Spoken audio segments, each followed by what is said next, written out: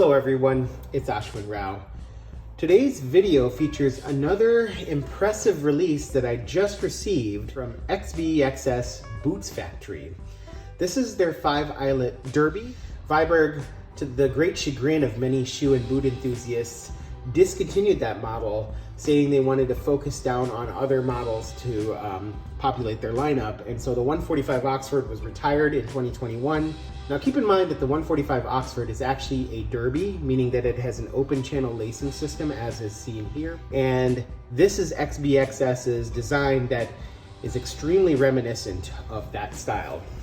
First thing you see here is the shape of the last. This has a rounded last, reminiscent to the 2030 last that is famous by Viberg. You can see this beautiful stitch detail that we're gonna pull into later. This is a double row Veltruin stitch that goes 270 degrees around the shoe. This shoe features a beautiful chestnut brown leather from Prime Asia Leather Supply, which is where XBXS secured that leather. So let's pull in a little closer. And so here is this shoe, as you can see. You can see XBXS branding on the insole right here. You can see the sizing here is printed as a size 43, which is my size in their particular brand, same as their boots. You can see that this leather has a really tight, smooth, soft nap. Pulling into this detail, you can see this 270 degree Veltruin welt, this double row stitching that ends at about 180 degrees and then continues to the back heel right here. Other cool features is the contrast upper stitching. The style is very reminiscent in terms of the stitching pattern to the 145 Oxford. The one difference being that in the 145 Oxford, this double row of stitches is actually a single row. So a slight difference there.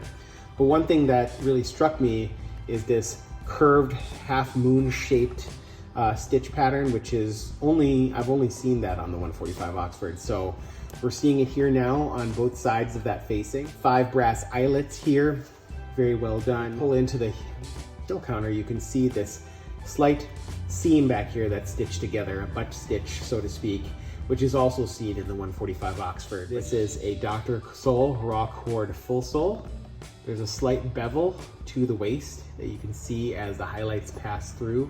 And what's really cool is that this heel block, I've never seen this heel block before, but this is a raw cord heel block. You can see that based on the pattern of the rubber here.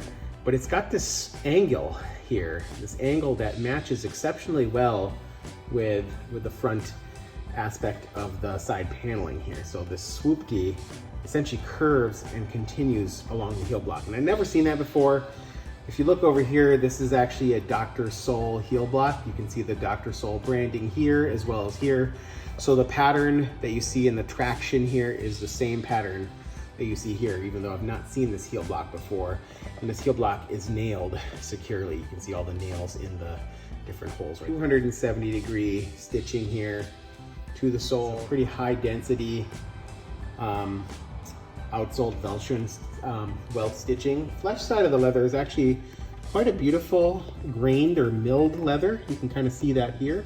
So I'm not sure if Prime Asia Leather sources their own leathers or if they source them from companies such as CF Stead, but that's where the leather came from. This has a unstructured toe, so this should break in really nicely.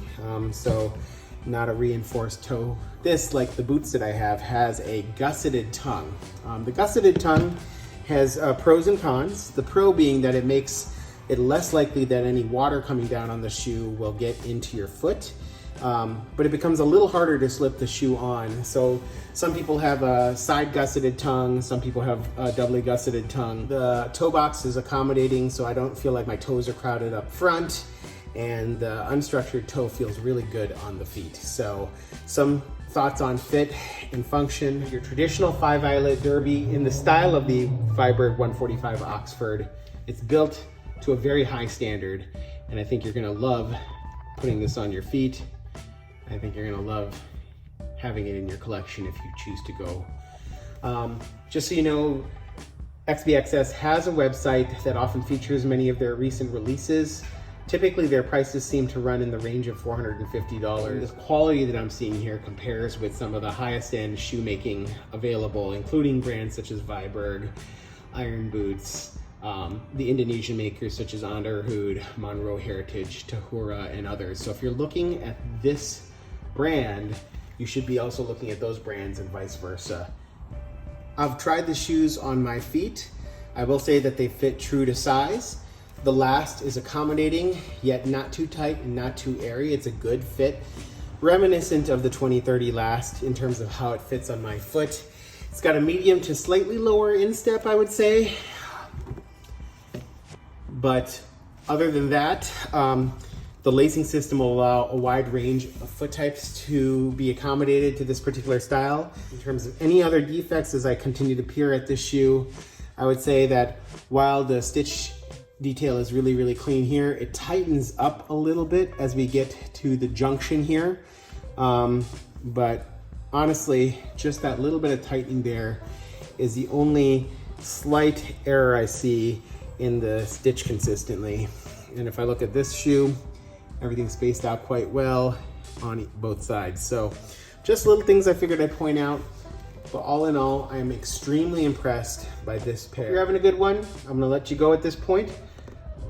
This is our XBXS Boots Factory 5 Eyelet Derby, essentially the Viberg 145 clone. Have a good one. Take care.